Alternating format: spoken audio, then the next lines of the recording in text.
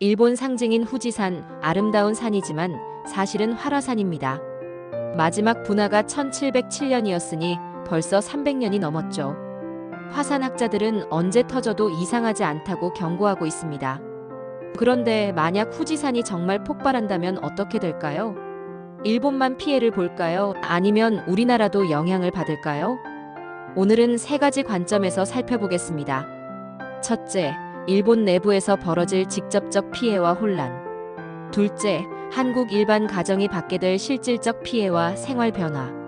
셋째, 장기적으로 우리 일상이 어떻게 바뀔지와 개인이 준비할 수 있는 대응책들입니다. 먼저 일본 내부 상황부터 봅시다. 후지산이 폭발하면 일본에는 어떤 재앙이 벌어질까요? 가장 무서운 건 화산재의 위력입니다. 일본 기상청의 시뮬레이션에 따르면 후지산이 대규모로 분화할 경우 도쿄까지 2시간 만에 화산재가 도달합니다. 화산재 두께가 2cm만 되어도 자동차 운행이 불가능해지고 10cm가 쌓이면 건물 지붕이 붕괴할 위험이 생깁니다. 구체적 피해 규모를 보면 더 충격적입니다.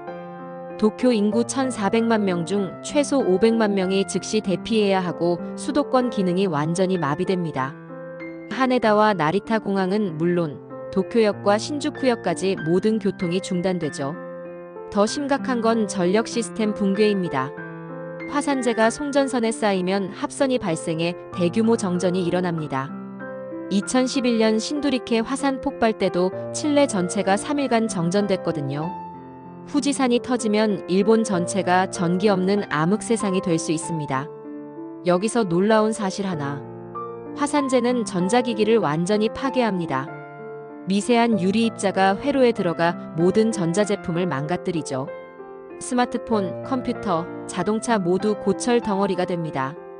현대 문명이 하루아침에 원시시대로 돌아가는 겁니다. 또한 화산 분화로 인한 지진과 쓰나미도 우려됩니다. 후지산 폭발 시 발생하는 진동이 인근 단층을 자극해 규모 7.0 이상의 강진을 유발할 수 있습니다. 2011년 동일본 대지진의 악몽이 재현될 가능성이 높죠. 그럼 여기서 끝일까요? 아닙니다. 바다 건너 한국도 막대한 피해를 받게 됩니다. 상상해보세요. 어느 날 아침 뉴스에서 후지산 폭발이라는 속보가 나온다면 처음엔 일본 일이니까라고 생각할지도 모릅니다. 하지만 48시간 후 여러분의 일상이 완전히 바뀝니다. 편서풍을 타고 날아온 화산재가 한반도 상공에 도착하는 순간 하늘이 회색빛으로 변합니다. 마치 황사보다 10배 심한 상황이죠. 창문 밖을 보면 자동차들이 회색 가루로 뒤덮여 있고 나무들도 모두 잿빛으로 변해 있을 겁니다. 이때부터 여러분의 하루 일과가 완전히 달라집니다. 출근길에 마스크는 필수가 되고 그것도 일반 마스크로는 안 됩니다. 화산재는 미세먼지보다 훨씬 위험한 유리 입자거든요. N95 마스크나 방독면 수준의 보호 장비가 필요하죠. 집 안에서도 안전하지 않습니다. 화산재가 환기구를 통해 들어와 거실 바닥에 쌓이기 시작합니다. 에어컨이나 공기청정기를 켜면 필터가 금세 막혀서 고장이 납니다. 창문을 완전히 밀폐해도 미세한 틈으로 화산재가 스며들어 집 안 공기가 뿌옇게 변하죠. 특히 아이가 있는 가정이라면 더욱 심각합니다. 화산재는 아이들의 폐에 치명적이거든요. 학교는 당연히 휴교하고 아이를 집에서 돌봐야 하는데 실내 공기도 안전하지 않으니 24시간 긴장 상태가 됩니다. 반려동물을 키우는 분들도 마찬가지입니다. 강아지 산책은 당분간 불가능해지고 고양이도 베란다에 나갈 수 없습니다. 동물들은 화산재에 더 민감하거든요. 호흡 곤란으로 응급실에 가는 반려동물들이 급증할 것 같습니다. 여기서 더 무서운 건 전기 공급 중단입니다. 화산재가 전선에 쌓이면 우리 집도 정전될 수 있어요. 냉장고가 멈추고 휴대폰 충전도 안 되고 온수도 나오지 않습니다. 겨울이라면 난방까지 끊어져서 집이 얼음처럼 차가워지죠. 자동차도 마찬가지입니다. 엔진에 화산재가 들어가면 완전히 망가집니다. 수리비만 수백만 원이 들거나 아예 폐차해야 할 수도 있어요. 대중교통도 중단되니 직장에 가는 것조차 불가능해집니다. 식료품 구하기도 어려워집니다. 화산재로 인한 물류 대란으로 마트 진열대가 텅 비게 되죠. 생수는 품절되고 라면이나 통조림 같은 비상식품마저 동이 납니다. 평소 장보기 하던 마트에서 사람들이 다투는 모습을 보게 될지도 모릅니다. 수돗물도 안전하지 않습니다. 정수장 필터가 화산재로 막히면서 수질이 급격히 나빠집니다. 목욕은커녕 설거지용 물도 구하기 어려워지죠. 생수로만 생활해야 하는데 그마저도 구하기 힘든 상황이 벌어집니다. 밤이 되면 상황은 더욱 심각해집니다. 대기 중 화산재 때문에 별빛도 달빛도 보이지 않는 칠흑 같은 어둠이 찾아옵니다. 가로등도 화산재로 뒤덮여 제대로 작동하지 않아 동네가 으스스한 유령 도시처럼 변하죠. 잠을 자려고 해도 쉽지 않습니다.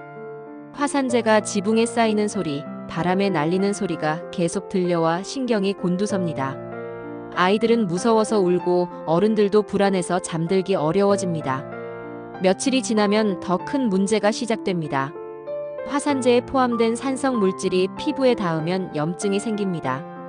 가려움증과 발진이 온몸에 퍼져서 잠을 이룰 수 없을 정도가 되죠.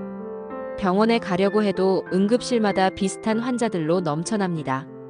호흡기 증상도 심해집니다. 기침이 멈추지 않고 가래에 피가 섞여 나오기 시작합니다. 특히 어르신들과 아이들은 병원 입원이 필요할 수도 있어요. 하지만 모든 병원이 환자로 가득 차서 치료받기까지 며칠을 기다려야 할 수도 있습니다. 하지만 사회적 변화만이 전부가 아닙니다. 우리 일상의 기본적인 패턴이 근본적으로 달라집니다. 집에서 보내는 시간이 급격히 늘어납니다. 외출하기 위험해서 재택근무가 기본이 되고 아이들도 온라인 수업으로 전환되죠. 가족이 24시간 한 공간에 있으면서 스트레스가 극도로 높아집니다. 식단도 완전히 바뀝니다. 신선한 채소나 과일은 구하기 어려워지고 냉동식품이나 통조림 위주로 먹게 됩니다. 외식은 당분간 불가능하고 배달음식도 주문할 수 없어요. 매일 비슷한 음식만 먹다 보니 영양 불균형이 생길 수 있습니다. 운동도 할 수 없습니다. 헬스장은 문을 닫고 조깅이나 산책도 위험해집니다. 집 안에서만 지내다 보니 체력이 급격히 떨어지고 우울감도 심해지죠. 인간관계도 단절됩니다. 친구들과 만날 수도 없고 가족 모임도 취소해야 합니다. SNS로만 소통하게 되는데 인터넷 연결도 불안정해서 제대로 연락하기 어려워집니다. 그렇다면 우리는 어떻게 대비해야 할까요? 가장 중요한 건 비상용품 준비입니다. N95 마스크를 가족 수대로 미리 사두고 생수와 비상식품을 최소 2주치는 비축해야 합니다. 휴대용 라디오와 손전등, 배터리도 필수죠. 집안, 밀폐시설도 점검해야 합니다. 창문 틈새를 막을 테이프와 비닐, 공기청정기 필터 여분도 준비해두세요. 화산재가 들어올 수 있는 모든 경로를 미리 파악해두는 것이 중요합니다. 응급처치용품도 챙겨야 합니다. 호흡기 치료제, 피부 연고, 해열제 등을 상비약으로 준비해두세요. 병원 가기 어려운 상황에서 기본적인 치료는 집에서 해야 할 수도 있거든요. 결국 후지산 폭발은 어떤 결과를 가져올까요? 일본에게는 국가적 재앙이지만 우리에게도 결코 남의 일이 아닙니다. 여러분의 집, 가족, 일상이 모두 위험에 빠질 수 있어요. 하지만 미리 준비한다면 최악의 상황은 피할 수 있을 것 같습니다. 가장 중요한 건 경각심을 갖는 것입니다. 자연재해는 예고 없이 찾아오거든요. 평소에 가족과 비상계획을 세우고 필요한 물품들을 준비해두는 것이 생명을 지키는 길입니다. 여러분은 어떻게 생각하시나요?